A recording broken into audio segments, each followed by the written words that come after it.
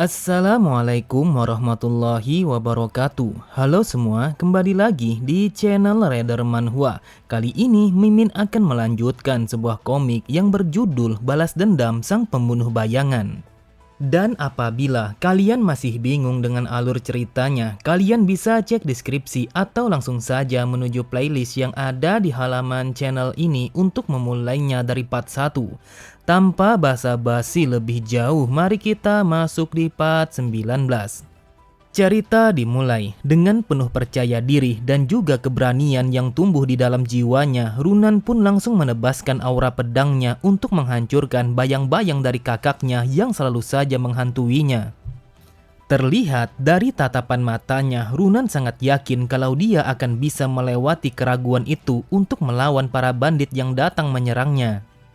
Benar saja, bandit itu langsung mati seketika dengan darah yang bersimbah di tubuhnya setelah Runan berhasil menebaskan bilah pedangnya yang bersarang tepat mengenai tubuh bandit itu. Lalu Runan bergumam, "Raon, aku sangat berterima kasih karena kau telah membantuku untuk melihat ke masa depan, dan aku sangat berterima kasih karena kau percaya kepadaku."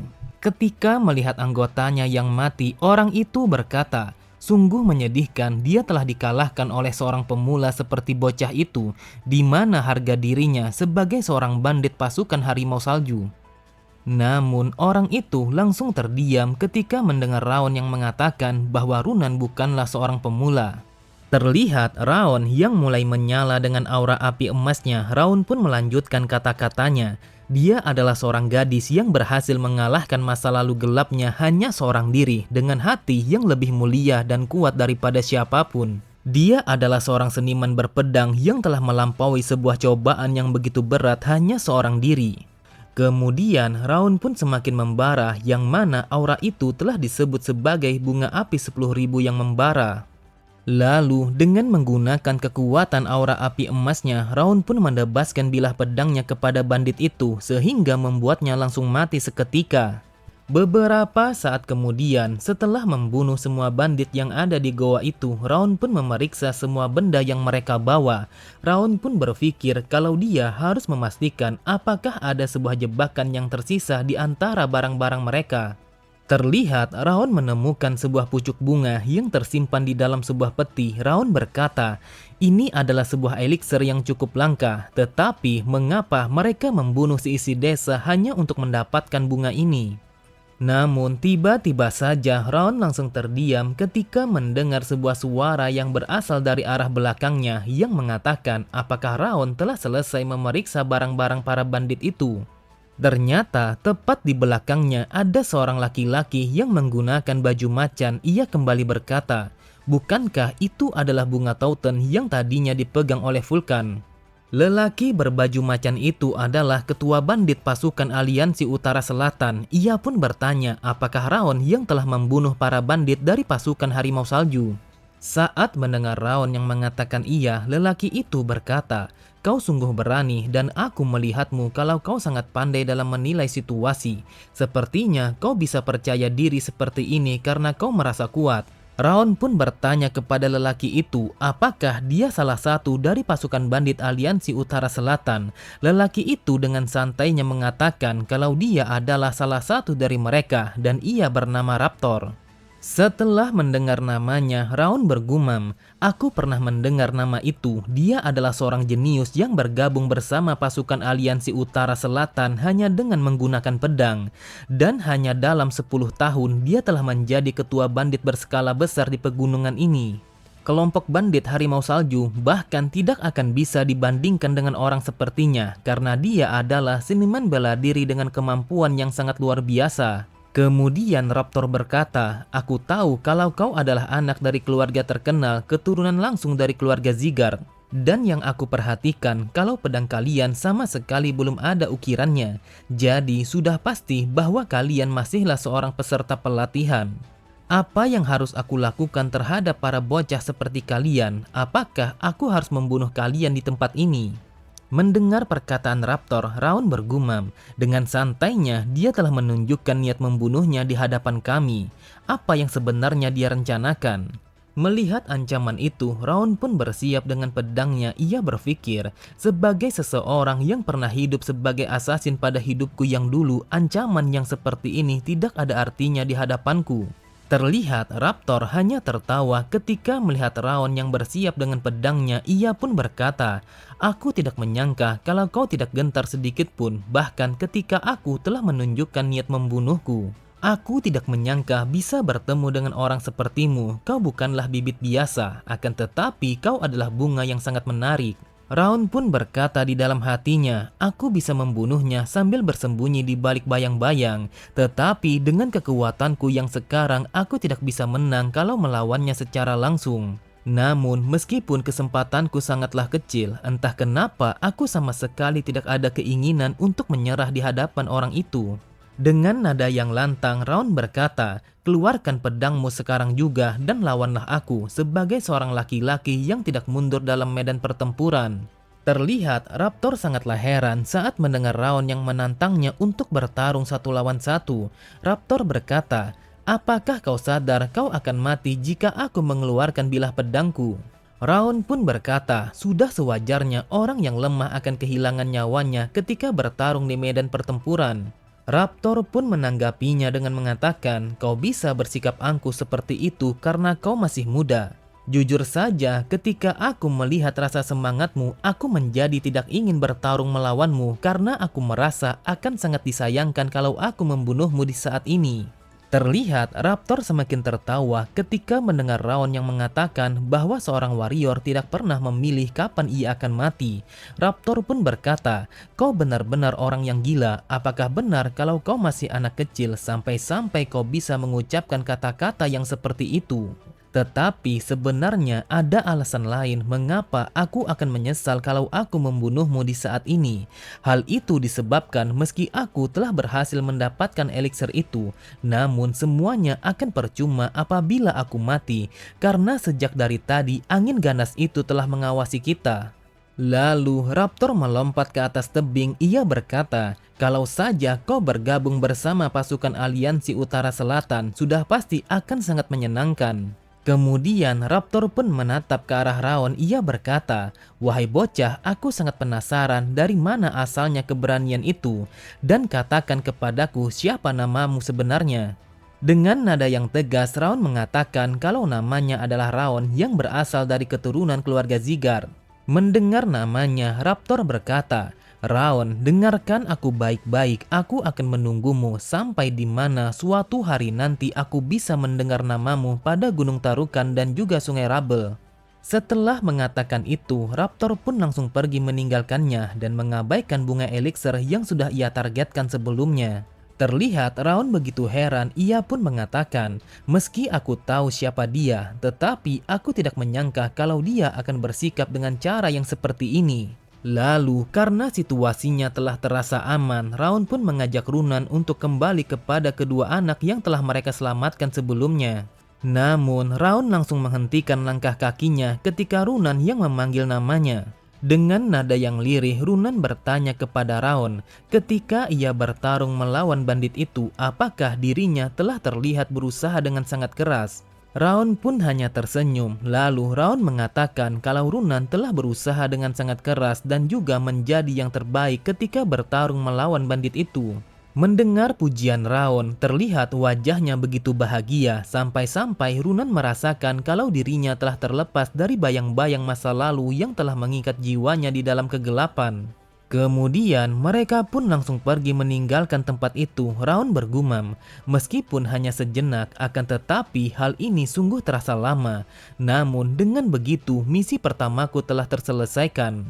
Beberapa saat kemudian, setelah Raon kembali sambil membawa kepala sang pemimpin harimau salju yang terbungkus itu, terlihat Buren dan juga Marta sangatlah kesal karena mereka telah tertinggal dari Raon atas pencapaian itu. Di sisi yang lain, Reimer mencoba untuk menenangkan para kadet yang masih belum berpengalaman sambil memberikan beberapa nasihat penting agar mereka tidak merasa kecewa atas hasil yang mereka dapatkan. Tetapi pada akhirnya Reimer hanya memamerkan saat pertama kali ia menjalankan sebuah misi ketika ia masih muda. Lalu di sampingku, iblis ini ia tidak ingin kalah begitu saja dengan Reimer. Ia pun mencoba menceritakan pencapaian apa yang iblis itu dapatkan ketika ia berada di istana iblis. Tetapi mendengarkan cerita iblis ini yang banyak bicara telah membuat telingaku merasa berdarah. Kemudian para anak-anak yang sudah mereka selamatkan, mereka telah kehilangan kedua orang tua mereka.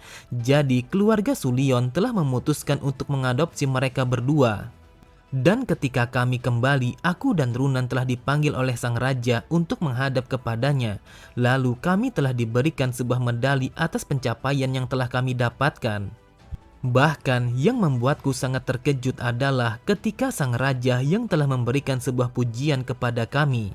Raon pun bergumam, aku sama sekali sangat tidak menyangka kalau dia akan mengembalikan bunga eliksir itu dan menganggapnya kalau itu adalah hartaku sendiri, meskipun bunga itu sangatlah langka. Beberapa saat kemudian, Raon pun langsung kembali menuju kepada rumahnya. Namun dari ekspresi wajahnya, Raon sangat terkejut ketika melihat Derion yang keluar dari dalam rumahnya. Raon pun bertanya ada urusan apa sampai-sampai Derion telah ada di rumahnya. Sambil tertawa Derion berkata, Nyonya muda telah memintaku untuk berkunjung ke rumahmu. Lalu setelah aku sampai ke sini, dia memintaku untuk menceritakan apa saja yang telah terjadi kepadamu ketika menjalankan misi itu. Mulai dari kita berangkat sampai di saat kita kembali pulang. Mendengar ocehan Derion, Raon pun sangatlah terkejut karena apabila ibunya tahu kalau Raon melakukan sesuatu yang sangat berbahaya, maka ibunya akan khawatir kepadanya.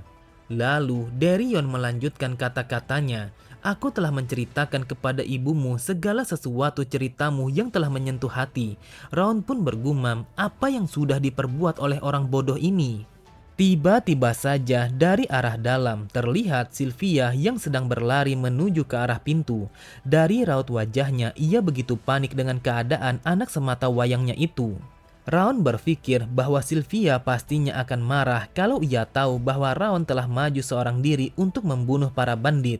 Raon pun mencoba memberikan alasan kepada Sylvia mengapa ia harus melakukan itu. Namun tanpa Raon sadari, bukannya dimarahi, namun ia telah mendapatkan sebuah pelukan erat dari ibunya itu yang dibubuhi dengan rasa cinta dan kasih sayang yang begitu dalam dari Sylvia.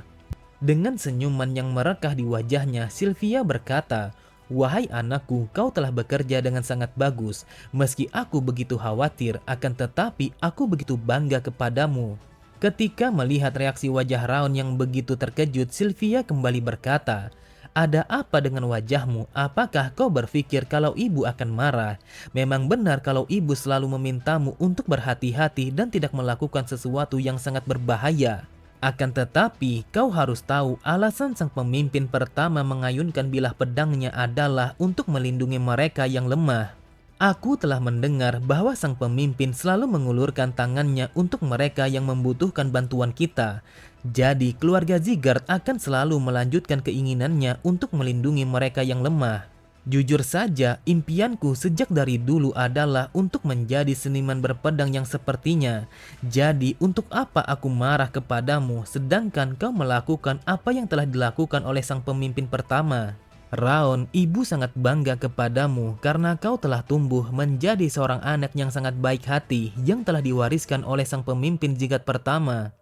Terlihat para pelayan yang ada di sana juga merasa bangga dengan cerita yang mereka dengar tentang kebaikan Raon dan mereka berencana untuk menceritakannya kepada semua orang yang berada pada kastil utama keluarga Sigurd. Raon pun bergumam, aku sama sekali tidak bisa memahami tentang hal ini karena memahami sebuah emosi adalah sesuatu yang sangat rumit. Kemudian Raon mencari di mana Derion berada. Raon berpikir kemana perginya si brengsek itu setelah menceritakan segalanya kepada Sylvia. Di sampingnya sang iblis berkata, akhirnya kau telah menoleh ke arah belakang. Asal kau tahu anak kepala lumut itu sudah pergi sejak dari tadi. Raon pun berpikir bahwa malam itu tidaklah buruk untuk ia jalani karena ia begitu lega kalau Sylvia tidak marah kepadanya saat mengetahui kalau dirinya telah melakukan sesuatu yang berbahaya pada misi pertamanya. Di tempat yang berbeda, terlihat Runan yang sedang berbaring di tempat tidurnya. Dari raut wajahnya, ia begitu bahagia setelah menerima boneka tupai yang telah diberikan oleh Raon. Runan teringat apa yang dikatakan oleh Raon setelah ia menerima boneka tupai itu. Raon mengatakan bahwa Runan tidak perlu bersembunyi lagi di dalam bayang-bayang kegelapan. Sambil tersenyum Runan bergumam, aku harus mengatakan kepada Raon ketika kami bertemu lagi. Apapun yang terjadi, aku harus mengucapkan rasa terima kasihku kepadanya. Di sisi yang lain, terlihat Reimer yang sedang bersantai di bawah langit gelap yang telah disinari oleh cahaya bulan di malam itu. Reimer teringat ketika ia mengawasi Raon yang telah menghadapi seorang pemimpin aliansi bandit utara selatan yang bernama Raptor itu. Reimer pun tersenyum puas ketika perkataan Raon yang terngiang di telinganya. Di saat itu, Raon meminta kepada Raptor untuk menarik pedang dan bertarung melawannya meskipun nyawanya adalah taruhannya. Reimer berkata, sudah sangat lama sejak terakhir kali aku melihat seseorang yang sangat mirip seperti sang pemimpin. Sepertinya ini adalah bibit untuk menjadi raja yang baru dan bibit itu saat ini mulai menunjukkan pertumbuhannya. Cerita berpindah pada sebuah mansion utama yang begitu megah, yang mana itu adalah sebuah mansion yang dimiliki oleh keluarga Roberts. Dan di dalam rumah mewah itu, terlihat Derus yang sedang menulis sebuah catatan penting pada sebuah buku yang sangat ia rahasiakan. Namun tiba-tiba saja Derus merasakan kalau tangannya sedikit terasa sakit setelah ia merasakan ada sesuatu yang terjadi kepada tangannya. Dan ternyata tepat di bawah telapak tangannya, Derus melihat ada bekas serpihan darah yang menempel pada kertas bukunya. Sambil memperhatikan tangan kanannya yang terluka itu, Derus bergumam, tanganku sampai saat ini sama sekali belum sembuh sepenuhnya, apakah ini karena sebuah kutukan? Dan hari ini tepat 17 tahun sejak terjadinya hari itu ketika sang asasin terbaik telah menyerangku dengan menggunakan senjatanya sebagai rasa kebenciannya kepadaku. Aku sudah mencoba berbagai macam elixir secara teratur, bahkan aku sudah memanggil dokter dan juga para tabib yang sangat terkenal untuk menyembuhkan luka pedang ini. Akan tetapi, luka ini sama sekali tidak mau sembuh ataupun memburuk, yang seolah-olah aku telah dipaksa untuk mengingat siapa yang telah memberikan luka ini. Aku bertanya-tanya apakah orang yang sudah mati telah memaksaku untuk mengingatnya. Namun sayangnya aku bukanlah seseorang yang akan memandang ke belakang lalu menyesalinya. Walaupun tangan ini masih terasa sakit meski telah berlalu selama 17 tahun, saat ini tidak ada banyak waktu yang tersisa. Jadi aku akan terus maju hingga aku bisa mengabulkan keinginanku.